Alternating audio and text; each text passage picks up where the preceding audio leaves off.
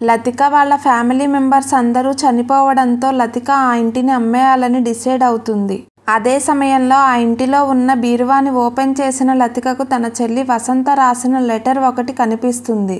ఈ లెటర్ రాసే సమయానికి లతిక ఢిల్లీలో ట్రైనింగ్లో ఉంటుంది. అందువల్ల లతిక ఆసక్తిగా ఆ లెటర్ చదవటం మొదలు పెడుతుంది. అక్క, ఇలాంటి లెటర్ నీకు రాయవలసి వస్తుందని నేను కలలో కూడా అనుకోలేదు. కానీ రాయక తప్పలేదు. ముందు నీకు కూడా ఈ విషయం చెప్పకూడదనే అనుకున్నాను. కానీ నా మనస్సాక్షి దానికి ఒప్పుకోలేదు. చిన్నతనం నుంచి నేను ఏ విషయం నీ దగ్గర దాచలేదు. అలాగే పెద్దయిన తర్వాత కూడా అదే పద్ధతి ఫాలో అయ్యాను. కానీ ఈ మధ్యకాలంలో ఒక విషయం నీ దగ్గర దాచాను. అది నా ప్రేమ విషయం. నేను ఒక అబ్బాయిని ఇష్టపడ్డాను. అతను కూడా నన్ను ఇష్టపడ్డాడు. అతను నా క్లాస్మేట్ కాదు, కనీసం నా కాలేజీ కూడా కాదు. అతని గురించి నాకు కొంచెం కూడా తెలియదు. అనుకోకుండా ఒకరోజు నాకు మాల్లో పరిచయం అయ్యాడు. ఒకరోజు నేను నా స్నేహితురాలు మాల్కి వెళ్ళాం. నా ఫ్రెండ్ ఏవో కొన్ని డ్రెస్సెస్ కొనుక్కుంది. మనీ ఇవ్వటానికి పర్స్ ఓపెన్ చేయగా అందులో మనీ లేదు. డబ్బు ఎలా పోయిందో మాకు అర్థం కాలేదు. తను పర్సులో డబ్బు పెట్టుకునే వచ్చానని నా ఫ్రెండ్ చెప్తుంది. కానీ తీరా మాల్లో చూస్తే డబ్బు లేదు. మాకు ఏం చేయాలో అర్థం కాలేదు. కార్డ్ ద్వారా పే చేయాలనుకుంది. కానీ ఆ రోజు ఆమె కార్డు తీసుకురాలేదు. నా దగ్గర కూడా ఇవ్వటానికి అంత డబ్బు లేదు. ఏం చేయాలో మాకు తోచలేదు. మాల్కి వచ్చిన వాళ్ళంతా మా వైపు వింతగా చూస్తున్నారు. చుట్టూ ఉన్న సేల్స్ మ్యాన్ కూడా మా వైపు అదో రకంగా చూస్తున్నారు. తల కొట్టేసినట్టు అయ్యింది. అప్పుడే దేవుడు పంపించినట్టు ఒక యువకుడు మా దగ్గరకు వచ్చాడు. మా పరిస్థితి గురించి తెలుసుకున్నాడు. మాకు సహాయం చేయటానికి ఒప్పుకున్నాడు. చెప్పినట్టుగానే బిల్ పే చేశాడు. ప్రాబ్లం తీరిపోయినందుకు నేను నా ఫ్రెండ్ ఎంతో రిలీఫ్ ఫీల్ అయ్యాం. ఇద్దరం అతనికి థ్యాంక్స్ చెప్పాం. తన అడ్రస్ చెప్పమని అడిగాం. రేపు అతనికి ఇంటికి వచ్చి డబ్బు తిరిగి ఇచ్చేస్తామని చెప్పాం. కానీ అతను ఆ విషయాన్ని పెద్దగా సీరియస్గా తీసుకోలేదు. మా వైపు చూసి నవ్వాడు. ఆ నవ్వుకు నేను పూర్తిగా మెస్మరైజ్ అయిపోయాను. కనీసం తన ఫోన్ నెంబర్ అయినా ఇవ్వమని అడిగాను. ఇచ్చాడు. దాన్ని జాగ్రత్తగా నా సెల్లో లోడ్ చేసుకున్నాను. తర్వాత ముగ్గురం మాట్లాడుకుంటూ మాల్లో నుంచి బయటకు వచ్చాం. కలిసి కాఫీ తాగుదామని అడిగాడు. మేము సరే అన్నాం. అలా అతనితో నాకు మొదటిసారి పరిచయం కలిగింది. ఒకరోజు అతనే నాకు కాల్ చేశాడు. సినిమాకి వస్తావా అని అడిగాడు. అంతకుముందే అతని గురించి మంచి అభిప్రాయం ఏర్పరచుకొని ఉన్నాను. అందుకే ఏమాత్రం సందేహించకుండా వెంటనే సరే అన్నాను. ఆ రోజు అతను చాలా హుందాగా పెద్ద మనిషిలా ప్రవర్తించాడు. ఈనాటి యువకులు అలా ఉండడం చాలా అరుదుగా చూస్తుంటాం. ఆ రోజు అతని మీద గౌరవం ఇంకా పెరిగింది. అంతకుముందు అంతో ఇంతో అతని గురించి కొంచెం భయం ఉండేది. కానీ ఆ రోజుతో ఆ భయం పూర్తిగా పోయింది. దాని స్థానంలో అతని మీద విపరీతమైన నమ్మకం ఏర్పడింది. ఆ తరువాత ఇద్దరం తరచూ కలుసుకునేవాళ్ళం. ప్రతిసారి వచ్చినప్పుడల్లా కొత్త కారు తీసుకొని వచ్చేవాడు. నా మీద అతనికి ఎలాంటి అభిప్రాయం ఉందో నాకు తెలియదు. నాకు మాత్రం అతను బాగా నచ్చాడు. పెళ్లి చేసుకుంటే అతనినే పెళ్లి చేసుకోవాలని గట్టిగా నిర్ణయించుకున్నాను. కానీ బయటపడలేదు. ఒక అమ్మాయిగా నాకు బయటపడటం ఇష్టం లేదు. అతనికి కూడా నా మీద అలాంటి అభిప్రాయం ఉంటే అతనే చెప్తాడు. ఈలోగా నేను తొందరపడటం మంచిది కాదని అనుకున్నాను.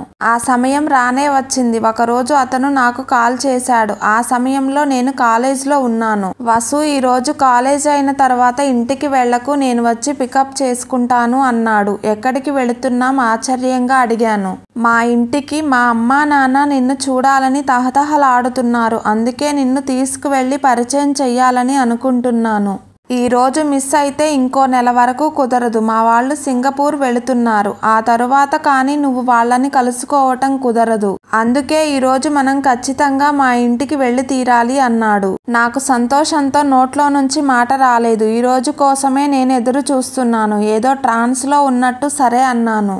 కాలేజీ అయిన తర్వాత మెయిన్ గేట్ దగ్గర నిలబడ్డాను. సరిగ్గా 10 నిమిషాల తర్వాత కారు తీసుకుని అతను వచ్చాడు. కారు వేగంగా అతని ఇంటి వైపు వెళ్ళింది. అరగంట తర్వాత కారు అతని బంగళా ముందు ఆగింది. 2 అంతస్తుల పెద్ద ఖరీదైన భవనం అది.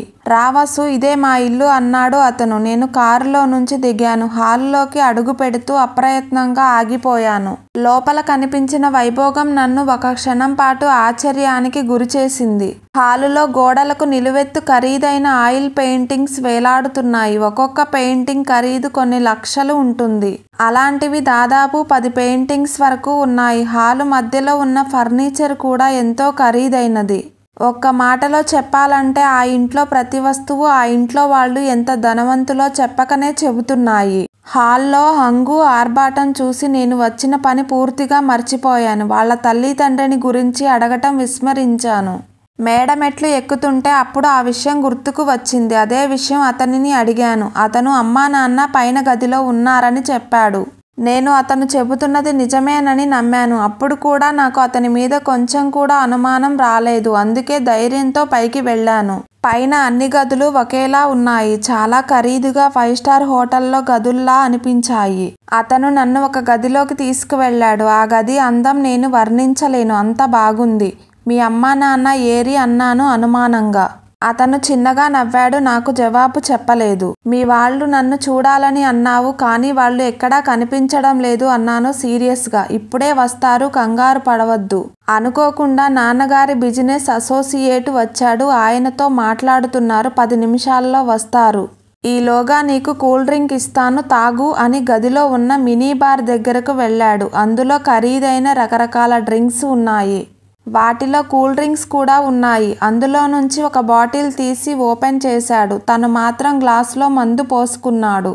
అతను తాగుతాడని అప్పటి వరకు నాకు తెలియదు. ఇదిగో సాఫ్ట్ డ్రింక్ అని నాకు బాటిల్ ఇచ్చాడు. నేను ఏమాత్రం అనుమానించకుండా కూల్ డ్రింక్ తాగాను. 2 క్షణాలు గడిచాయి. అప్పుడే ఊహించని పరిణామం ఎదురైంది. నా తల తిరగటం మొదలుపెట్టింది. పైగా విపరీతమైన తలనొప్పి. శరీరం అదుపు తప్పినట్లు తూలిపోసాగింది. ఏం జరుగుతుందో నాకు అర్థం కాలేదు. భయంతో అతని వైపు చూశాను. అతను ఎగతాళిగా నవ్వుతున్నాడు. ఒక గొప్ప విజయం సాధించినట్టు నవ్వుతున్నాడు. అంత మత్తులోనూ నాకు జరిగింది అర్థమైంది. అతని మీద ఎంతో నమ్మకంతో ఇక్కడికి వచ్చాను, కానీ అతను నాకు ద్రోహం చేశాడు. నాకు ఇచ్చిన సాఫ్ట్ డ్రింక్లో మత్తుమందు కలిపాడు. జరిగింది అర్థమవ్వడంతో నాకు కోపం ఆగలేదు. కోపంగా అతని మీదకు దూసుకుపోయాను. నన్ను దగ్గరికి రానిచ్చి బలంగా నన్ను వెనక్కి తోశాడు. నేను విసురుగా వెళ్ళి కింద పడిపోయాను. అప్పటికే మత్తు పూర్తిగా నా శరీరాన్ని ఆక్రమించుకుంది. కళ్ళు మూతలు పడుతున్నాయి. బలవంతంగా కళ్ళు తెరవాలని ప్రయత్నించాను, కానీ వీలు కాలేదు. నా కళ్ళు పూర్తిగా మూసుకుపోయాయి. తరువాత ఏమైందో నాకు తెలియదు. స్పృహ వచ్చిన తరువాత జరిగిన దారుణం నాకు పూర్తిగా అర్థమైంది. ఆ నీచుడు నన్ను నమ్మించి నా గొంతు కోశాడు.